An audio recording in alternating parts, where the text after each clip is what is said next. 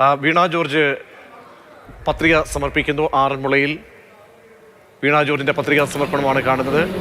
ഇത്തവണ അംഗത്തിന് ഇറങ്ങുന്നു. ശക്തമായിട്ടുള്ള ത്രികോണ മത്സരം നടക്കുന്ന ആറന്മുള മണ്ഡലത്തിലാണ് ഇപ്പോൾ വീണ ജോർജ് സ്ഥാനാർത്ഥിയായി മത്സരിക്കുന്നത്. വീണ ജോർജിൻ്റെ പത്രികാ സമർപ്പണമാണ്. അതിൻ്റെ തത്സമയ ദൃശ്യങ്ങളാണ് നമ്മൾ കാണുന്നത്. നേതാക്കൾക്ക് പ്രവർത്തകർക്കുമൊപ്പം LDFിൻ്റെ ജില്ലയിലെ പ്രധാനപ്പെട്ട നേതാക്കൾക്ക് ഒപ്പമാണ് വീണ ജോർജ് പത്രികാ സമർപ്പണത്തിനായി എത്തിയിരിക്കുന്നത്. ശക്തമായിട്ടുള്ള ത്രികോണ മത്സരം നടക്കുന്ന മണ്ഡലങ്ങളിൽ ഒന്നുകൂടിയാണ് ആറന്മുളയിൽ വീണ്ടും വിജയിക്കാൻ കഴിയുമെന്ന പ്രതീക്ഷയോടുകൂടിയാണ് വീണ ജോർജിനെ CPM അവിടെ മത്സരിപ്പിക്കാൻ നിയോഗിക്കുന്നത്.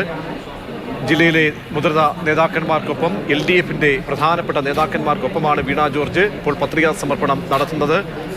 ശക്തമായിട്ടുള്ള ത്രികോണ മത്സരം. UDFിന് വേണ്ടി അബിൻ വർക്കി, കുമ്മനം രാജശേഖരൻ ഏറ്റവും ഒടുവിൽ NDA സ്ഥാനാർത്ഥിയായി പ്രഖ്യാപിച്ചതിന് ശേഷം സംസ്ഥാനത്തെ രാഷ്ട്രീയം ഉറ്റുനോക്കുന്ന മണ്ഡലങ്ങളിൽ 140 മണ്ഡലങ്ങളിലെ പ്രധാനപ്പെട്ട ഒരു മണ്ഡലമായി മാറുകയാണ് ആരോഗ്യമന്ത്രി വീണ ജോർജിൻ്റെ മണ്ഡലം. വീണ ജോർജ് ഇപ്പോൾ പത്രിക സമർപ്പിക്കുന്നു. ജില്ലയിലെ പ്രധാനപ്പെട്ട നേതാക്കന്മാർക്ക് ഒപ്പം എത്തിയാണ് പത്രികാ സമർപ്പണം. CPMൻ്റെയും CPIയുടെയും NCP അടക്കം മറ്റ് ഘടകകക്ഷി നേതാക്കളുടെയൊക്കെ തന്നെ സാന്നിധ്യമുണ്ട്. ആ സാന്നിധ്യത്തിലാണ് ഇപ്പോൾ വീണ ജോർജ് പത്രികാ സമർപ്പണം നടത്തിയിരിക്കുന്നത്.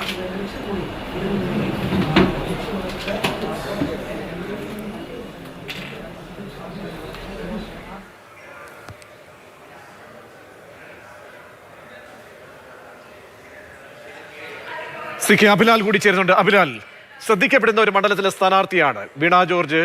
വീണ്ടും മത്സരത്തിലേക്ക് ഇറങ്ങുമ്പോൾ അതിൻ്റെ ഔദ്യോഗിക നടപടിക്രമങ്ങൾ പൂർത്തിയായിരിക്കുന്നു. പത്രികാ സമർപ്പണം നടത്തിയിരിക്കുന്നു.